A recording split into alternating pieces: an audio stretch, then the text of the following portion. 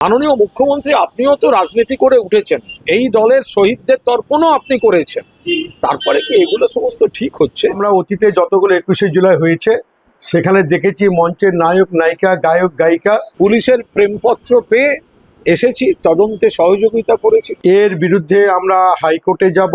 পুলিশের হ্যাঁও আসেনি, নাও আসেনি।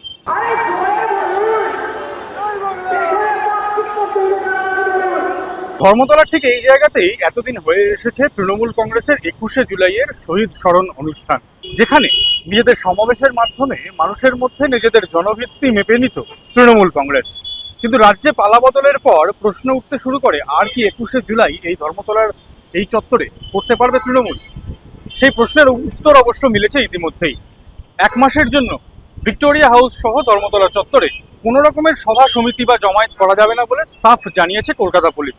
তৃণমূল কংগ্রেস নাকি দুর্বল হয়েছে, মমতা বন্দ্যোপাধ্যায় এই হয়েছেন, অমুক সরকারের পৃষ্ঠপোষকতায় দল নাকি ভাগ করার চেষ্টা হচ্ছে। তা এত ভয় কিসের?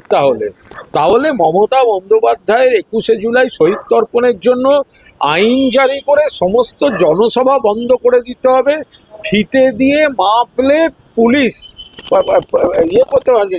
ওনারাই লজ্জায় পড়ে আছে, ওনাদের উপর আমার কোনো রাগ নেই।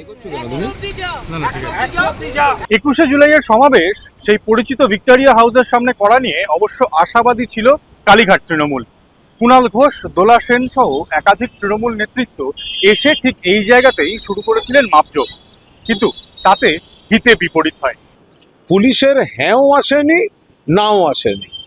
এই পরিস্থিতিতে আমরা একটা নিজেদের মতো করে একটা জাস্ট সমীক্ষা করে রাখা, যদি কিছু চেঞ্জ করতে হয়, ছোট করতে হয়, পুলিশ যদি রাস্তা ফাঁকা রাখার কিছু কন্ডিশন দিয়েও ছেড়ে দেয়, সেই জন্য ছুটির দিন রবিবার বিকেল 3টে বৃষ্টির মধ্যে রাস্তা না আটকে কোনো কর্মসূচি না করে যাতে একটু মাপের ব্যাপারটা একটু দেখে নেওয়া হয়েছে। এখন তার জন্য নোটিশ ধরানো হয়েছিল, আমি এসেছিলাম, পুলিশের প্রেমপত্র পেয়ে এসেছি, তদন্তে সহযোগিতা করেছি। তারা নানা রকম প্রশ্ন করেছেন, আমি সেই প্রশ্নগুলোর উত্তর দিয়েছি। এই একই জায়গায় 21শে জুলাইয়ের শহীদ সমাবেশ আয়োজন করতে চিঠি দিয়েছিল ঋতব্রতপন্থী তৃণমূল, যদিও অনুমতি মেলেনি তাদের। এটা আমাদের কাছে কাম্য ছিল না, প্রত্যাশা ছিল না, এটা আমরা অপ্রত্যাশিত। এই ঘটনা জানার পর আমরা অবিলম্বে আমরা তৃণমূল কংগ্রেসের যে কর্মসমিতির যারা সদস্য আছি, আমরা সকলে একসাথে মিলিত হয়ে এর বিরুদ্ধে আমরা হাইকোর্টে যাব, না অন্য কোথাও আমরা জায়গা স্থানান্তর করে পুলিশ অনুমতি দিবে সেই জায়গায় করব।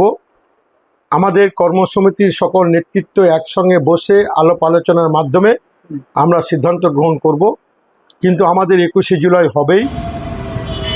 ইতিমধ্যেই ভিক্টোরিয়া হাউসের সামনে ভারতীয় ন্যায় সংহিতার 163 ধারা বা পূর্বতন 144 ধারা জারি করেছে প্রশাসন। প্রশাসনের একতরফা একটা খামখেয়ালিপূর্ণ সিদ্ধান্ত একটা রাজনৈতিক দলকে তার কর্মসূচি পালন করতে না দেওয়ার একটা চক্রান্ত বলে আমি মনে করছি। তৃণমূলের শহীদ তর্পণের যে সভা, সেখানে আজকের মুখ্যমন্ত্রী কতবার মমতা বন্দ্যোপাধ্যায়ের নেতৃত্বাধীন তৃণমূল কংগ্রেসের লক্ষ লক্ষ কর্মীর সামনে তিনি কতবার বক্তৃতা দিয়েছেন। আজকে সেই শহীদ তর্পণের জায়গা ওখানে হবে না?